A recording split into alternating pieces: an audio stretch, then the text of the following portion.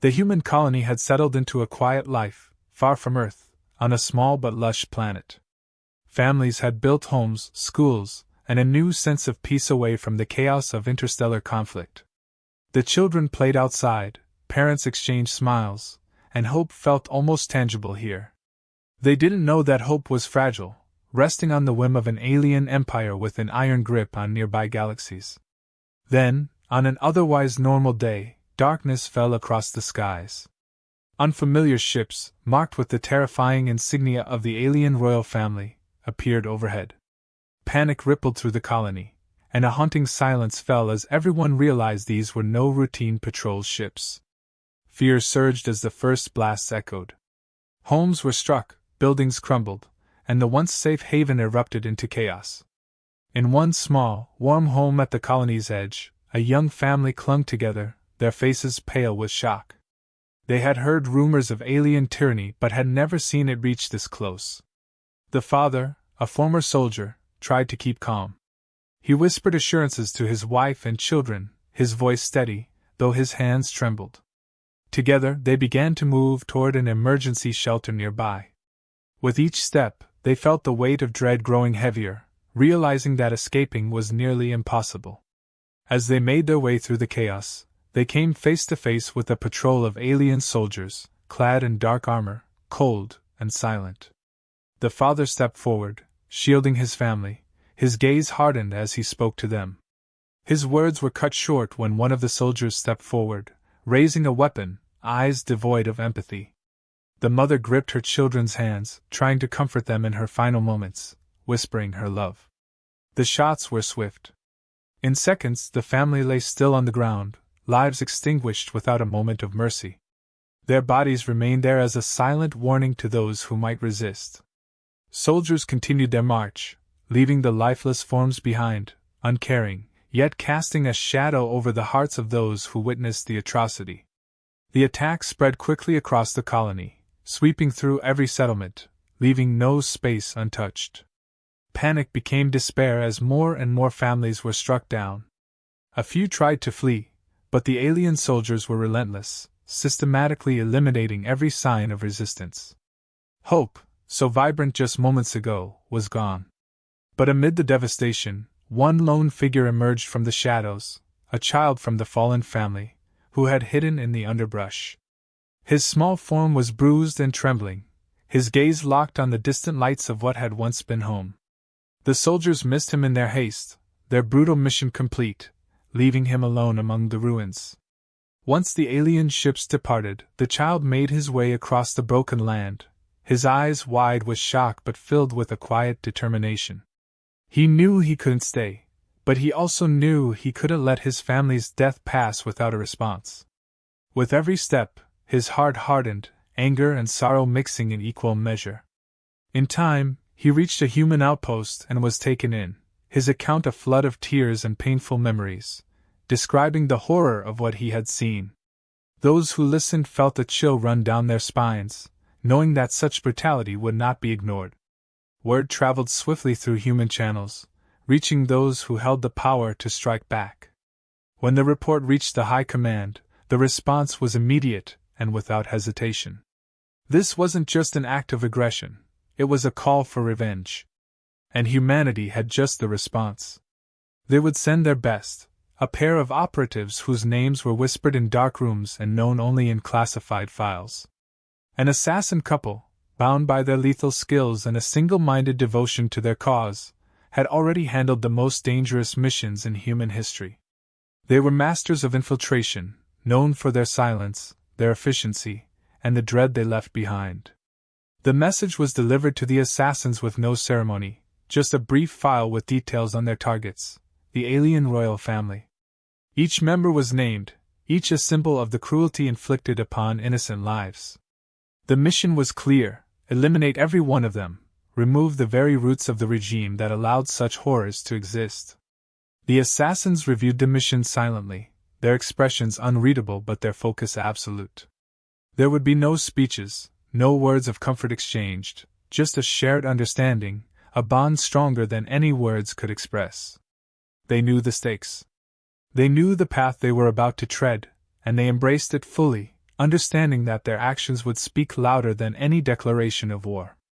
Preparations began immediately, with meticulous precision. Weapons, disguises, and alien language codes were gathered, each piece falling into place as they constructed a plan that would take them deep into the heart of enemy territory. They worked in unison, their movements synchronized, with the practiced ease of those who have trained together for years. No time was wasted, and no detail was overlooked. Their mission wasn't just about retaliation, it was about sending a message that humanity would never bow to fear or cruelty. As the assassins prepared, their thoughts turned, if briefly, to the family whose loss had triggered this mission. They didn't know their names, nor had they met them, but in some way, they understood their pain. The assassins themselves had once lost much to the whims of cruel powers, and they carried that memory like a silent fire, fueling their determination. This mission, in a way, was personal. It was justice, revenge, and a statement to any who dared test humanity's resolve. When the time came to leave, they slipped away without fanfare, disappearing into the night, leaving only a brief message behind. For those lost and for those to come. Their path was set, their mission clear. The alien royal family had declared war on the wrong species, and humanity's answer was swift and unrelenting. The assassins would be their response, the shadows that would sweep through the alien empire, a silent but devastating reckoning. With each step toward their destination, the assassins carried the weight of every human life lost, every family shattered, every child left alone. They had no need for words, for speeches, or for proclamations.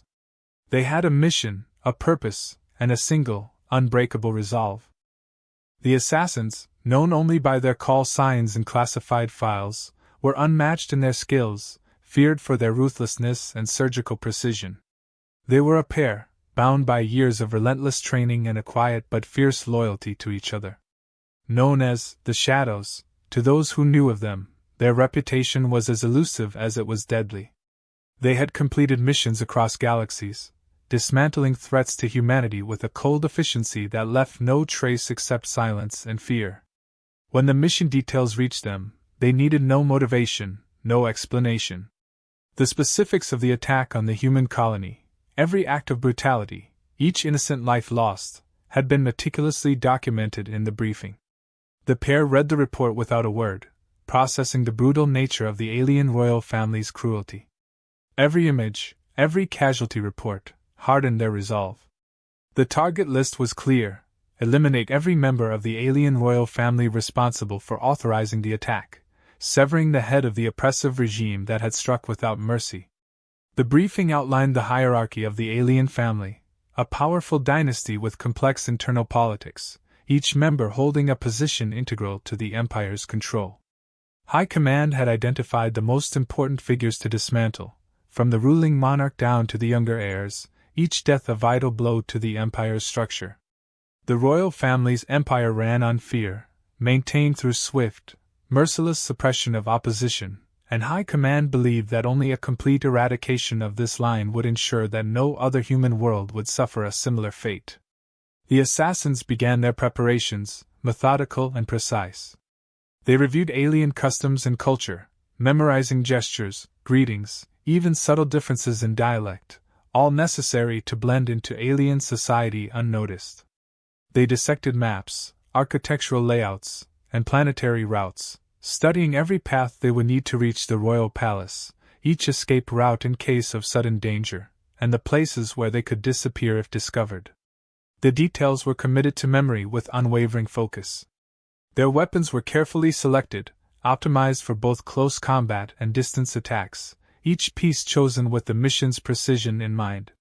They customized their gear to be adaptable, silent, and deadly, each weapon an extension of their expertise. Their arsenal included compact explosives, advanced stealth devices, and tools for manipulation, all meticulously packed and disguised as ordinary objects. For them, these tools were like second nature. Their mastery allowed them to wield them with a calm that had been earned through years of deadly missions. Their disguises were critical to the mission, as the alien homeworld was on high alert, its citizens constantly monitored. They selected attire and accessories that would blend seamlessly with local fashion, each piece designed to make them appear as typical travelers.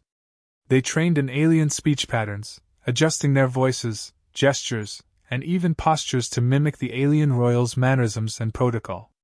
Every detail was calculated to help them blend into their surroundings, to become invisible in plain sight.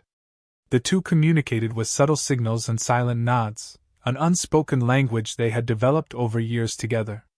They were in sync, their movements reflecting the trust and understanding that had been built over countless missions. Each step in their preparation, every silent nod and glance, affirmed their shared goal and the unwavering bond they held. They didn't need words. Their connection was stronger than that, founded on the mutual respect of two people who knew each other's strengths and weaknesses better than anyone else. They reviewed the specifics of the alien security protocols, analyzing every checkpoint, patrol route, and timing of guard shifts around the royal palace. They noted high-security zones and places where surveillance was less intense, calculating the precise timing for each part of the mission. Their approach was clear: make each move efficient and calculated, with no room for error.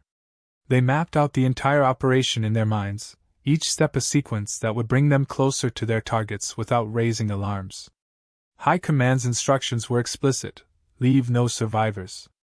The mission required them to dismantle the royal family entirely, a task that was both daunting and meticulous. Each target was to be eliminated without exception, from the eldest ruler down to the youngest heir. The assassins' faces remained impassive as they took in these instructions. To them, this mission was a duty, a response to injustice, a promise that humanity would not stand idle while its people were slaughtered. They accepted the responsibility with the same quiet determination that had guided every mission they had ever completed. Their final preparations were made in silence, each movement calculated and without hesitation. They were well aware that this mission would be one of their most dangerous, with the alien royal family surrounded by layers of security, each designed to protect the rulers from any conceivable threat. But the assassins had faced formidable odds before, and they knew the stakes. They moved with the knowledge that there was no room for failure, that the mission demanded a flawless execution. As they completed the last of their preparations, they allowed themselves a brief moment to pause, looking at one another with a shared understanding. This mission was unlike any they had undertaken, and the stakes were deeply personal. They knew they weren't just avenging a single family, they were avenging every human life taken by the alien regime, making it clear that humanity would not remain silent in the face of oppression. Their mission was a message, a warning to those who believed themselves untouchable, that humanity's will could not be broken. When the time came to leave, they slipped away without a word, their faces hidden in the shadows, their steps silent. They knew that by the time the alien royal family realized they were under threat, it would be too late. The assassins arrived on the alien homeworld under the cover of darkness, blending into the surroundings seamlessly. Their ship was discreetly cloaked, a quiet, unassuming model that attracted no attention. The alien civilization was densely populated, bustling with the hum of daily life, yet its inhabitants were constantly monitored. Every step in this city was watched, every stranger scrutinized. The assassins navigated through this tense atmosphere with practiced calm, their movements calculated to avoid drawing suspicion. Disguised as travelers, they slipped into the crowd, blending effortlessly with the locals. They moved in sync, maintaining just enough distance to avoid being seen as a pair. The alien language, so foreign in its cadence and tone, came naturally to them now, and they conversed in it when necessary, their accents flawless. Their years of training, studying alien dialects and cultural nuances, served them well. They navigated public spaces, adjusting their pace to match the locals and echoing their reserved demeanor. Their primary objective in this initial phase was to gather intelligence, pinpointing weak spots in the security system surrounding the royal palace. The palace stood at the heart of the city, a towering fortress enclosed in layers of defenses. Guards patrolled the perimeter, advanced scanners monitored movement, and hidden cameras tracked every approach. The assassins knew the palace layout by heart, but needed to verify the security measures in real time. They observed without breaking their stride, noting every pattern, every guard rotation, and every surveillance angle. They found a place to stay, a modest lodging that allowed them to remain inconspicuous while giving them a clear view of the city's central area. From this vantage point, they watched the palace, noting shifts in guard routines and any irregularities in security patterns. Every movement was memorized, each observation a piece of the larger plan forming in their minds. The couple rarely spoke, relying on subtle gestures and silent communication, each one attuned to the other's slightest movement.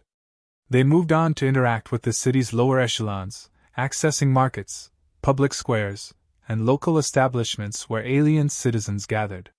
They learned the local gossip, gleaning any information that might prove useful in penetrating the palace walls. Through casual exchanges, they gathered insights into the recent tensions within the royal family, details that might expose internal conflicts or weaknesses. Every fragment of information was processed, examined for any potential advantage. During one of these excursions, they identified a crucial weakness. A lesser-known entrance used by palace staff had minimal security compared to the main entrances. The guards stationed there were fewer and rotated less frequently, creating a window of opportunity. The assassins marked this entrance as a potential access point, their minds calculating how best to exploit this vulnerability. They needed to ensure their timing would be perfect, striking when the guards were least vigilant.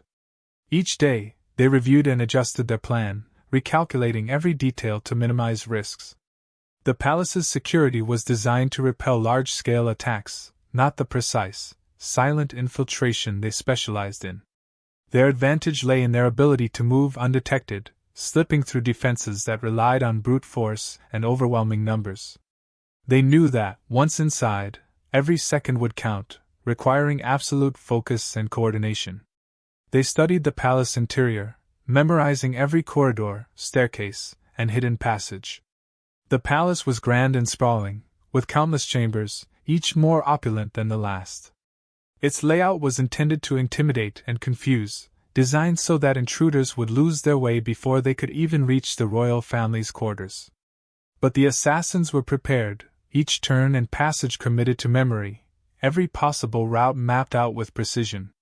As they observed, they noticed a few high-ranking officials who frequently entered and exited the palace through the side entrance, indicating that this route might also provide access to sensitive areas within the building. They marked these officials as potential tools, individuals they could impersonate or eliminate if necessary. Their attention to these details was meticulous, each element adding to the intricate puzzle they were assembling. They also analyzed potential escape routes, contingency plans in case anything went wrong. Although they didn't intend to retreat, they knew the mission's complexity required alternative options. Hidden alleyways, underground tunnels, and side streets were noted, each path offering a potential way out should the mission take an unexpected turn. This city, with all its bustling life and hidden corners, became a map of escape routes in their minds. After days of careful observation and planning, they felt ready to test the defenses. Their first step was to eliminate a minor royal without arousing suspicion, a move that would gauge the response time and protocols of palace security. The death would appear accidental, designed to slip past the scrutiny of palace guards. It was a carefully calculated action, meant to probe the palace defenses without revealing their presence. The minor royal, a figure of little significance in the empire's hierarchy, was marked for a quiet, untraceable end. His death was set to send a subtle but unsettling message to the palace, a warning that no one in the royal family was beyond reach. As they executed this phase of their plan, the assassins moved with precision, leaving no evidence, no trace of their involvement. The alien authorities were left baffled, the cause of death appearing as a mere accident. This act was both a test and a precursor to the larger mission ahead, a way of silently declaring that the human response had already begun. The palace's initial reaction was one of confusion, but not alarm. The minor royal's death was treated as an unfortunate incident, with security measures remaining largely unchanged. This reaction confirmed what the assassins had anticipated. The palace did not yet realize the threat lurking within its walls. The couple had succeeded in testing the defenses, obtaining valuable insights into the response patterns without compromising their mission.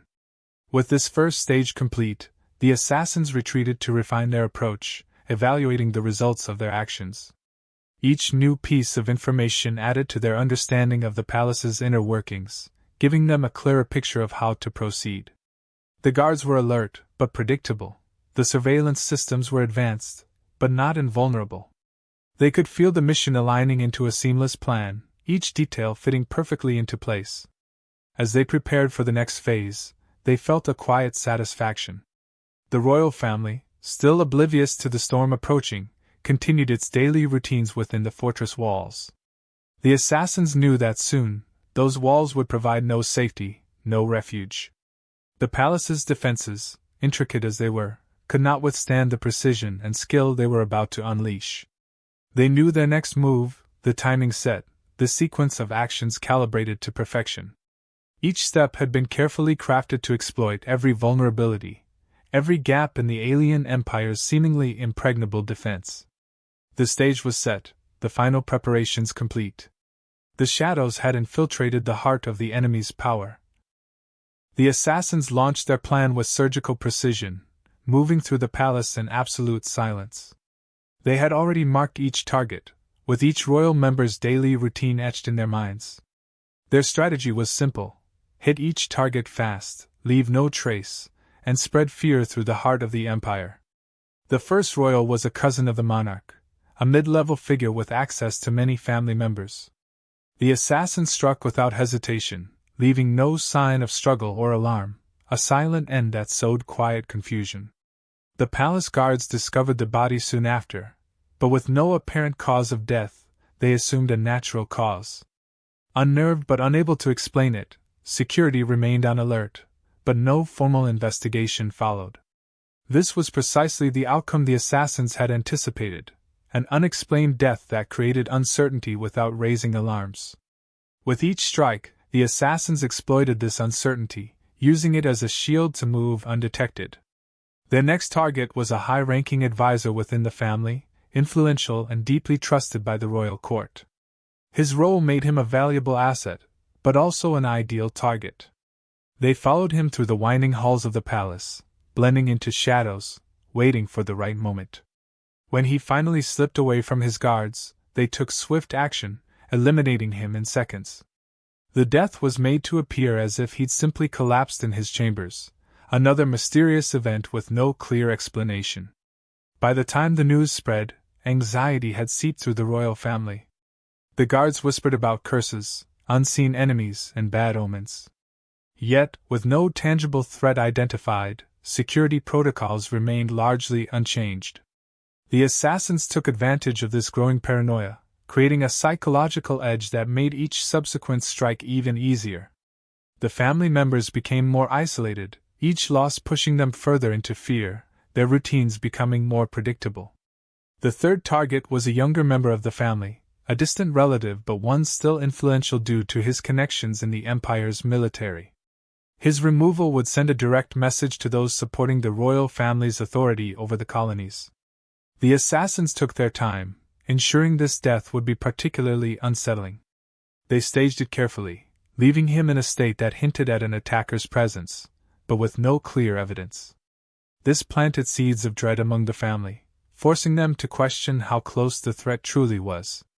Now, the royal family's anxiety transformed into full-blown fear.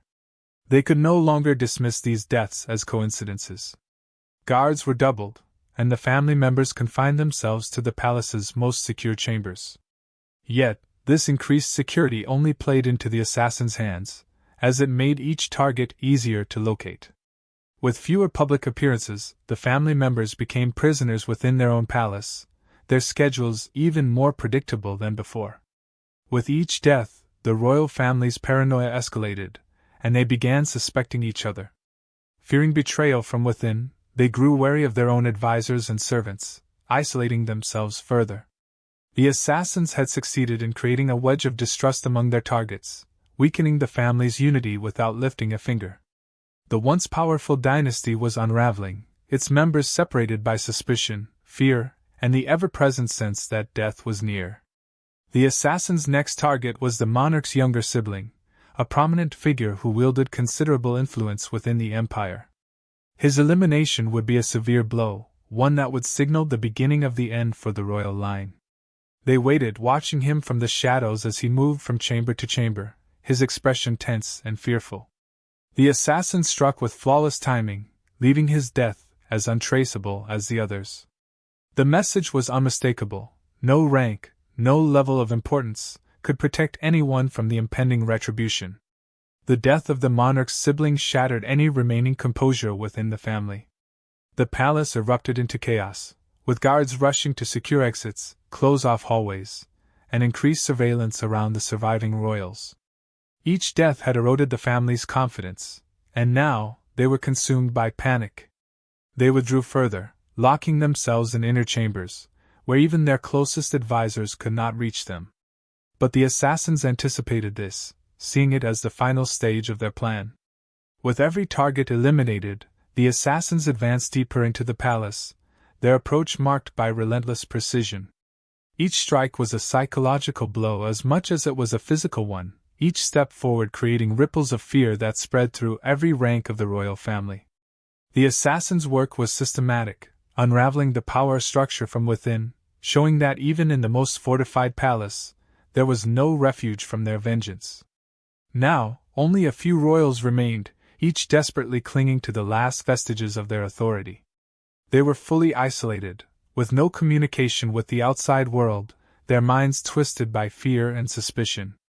The assassins had turned the palace into a trap, using the family's own fortress against them.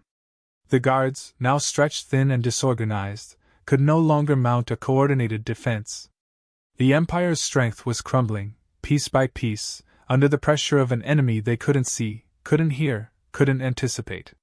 The assassins knew the endgame was near. They moved with the quiet assurance of those who had already won, their steps marked by the weight of justice.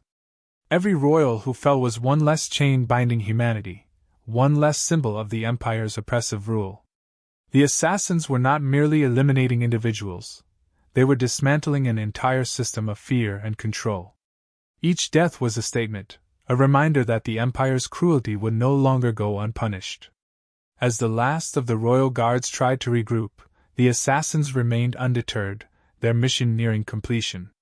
They had created chaos not through brute force, but through the methodical removal of those in power. The empire's center, once strong and invulnerable, had become a hollow shell. The few remaining royals, trapped by fear and desperation, were mere shadows of their former selves, waiting for the inevitable. In the silence that followed, the assassins moved to secure their final targets, prepared to bring the mission to its ultimate conclusion. They had stripped away every layer of security, broken every defense, and left the royal family without allies, isolated and powerless. This was their purpose, the culmination of their mission, a total dismantling of the empire's ruling class, an answer to every innocent life lost. The royals had seen themselves as untouchable, above justice, but now they knew the truth: they were as vulnerable as anyone else. Each step the assassins took was a step closer to finality. Their mission was nearly complete, each royal they left behind a reminder that humanity would not be oppressed without consequences. The echoes of their actions would resound far beyond this palace, a testament to human resilience and a warning to those who dared threaten it. As they approached their final targets, the assassins felt no hesitation, no doubt. They had come to the alien homeworld with a single purpose, and now, that purpose was fulfilled. The Empire's reign of terror was over, its legacy left in ruins. The final stage of the mission had arrived, with the last of the royal family hiding in the most secure part of the palace. After the assassin series of silent strikes, only a few members remained, all now confined to the throne room, their once unshakable confidence shattered. The assassins knew that this final act would bring the Empire's reign to a decisive end, a final blow that would forever erase the power of the royal line. They had come to finish what they started, and there would be no hesitation. The throne room was a fortress within a fortress, surrounded by layers of defenses designed to repel any known force. The guards here were elite, highly trained and loyal to the death. But the assassins had dismantled the palace from the inside out, using strategy over brute force. Now, with most of the guards gone or disoriented by the constant losses, the throne room's defenses were weaker than ever. The assassins moved with purpose, their focus unbroken, knowing that the final steps of their mission demanded complete precision. As they closed in, they could feel the tension in the air. The remaining royals were terrified, stripped of their usual arrogance, sensing that their end was imminent. Inside the throne room, the royal family gathered in silence, their faces pale and eyes wide, knowing that something unstoppable was coming. They had heard the whispers, seen their ranks thin, and now there was nowhere left to run. The assassins had pushed them to this point, calculating each move to bring them to this very moment of reckoning. The assassins' approach was swift and calculated.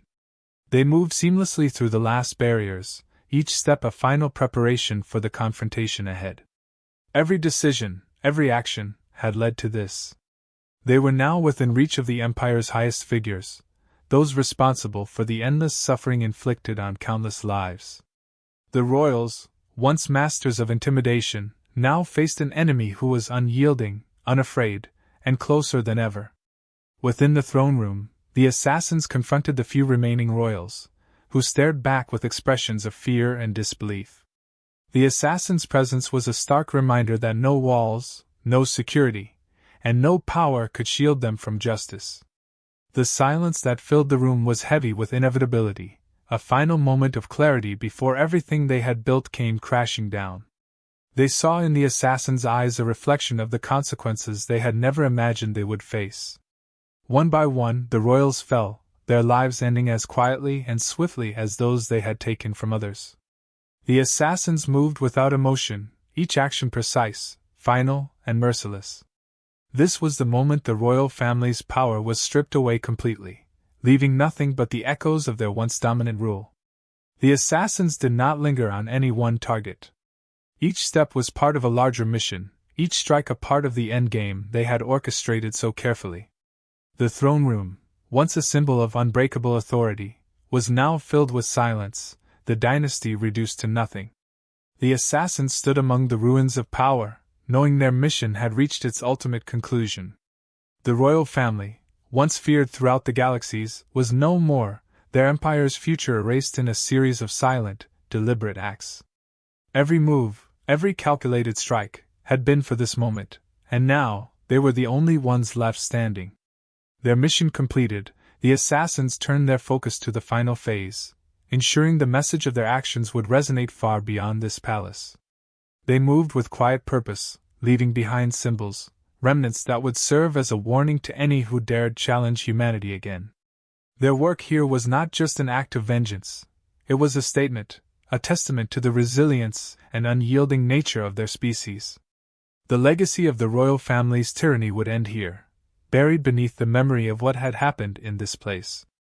As they left the throne room, the assassins made their way through the palace corridors one last time, observing the empty halls they had moved through only hours before.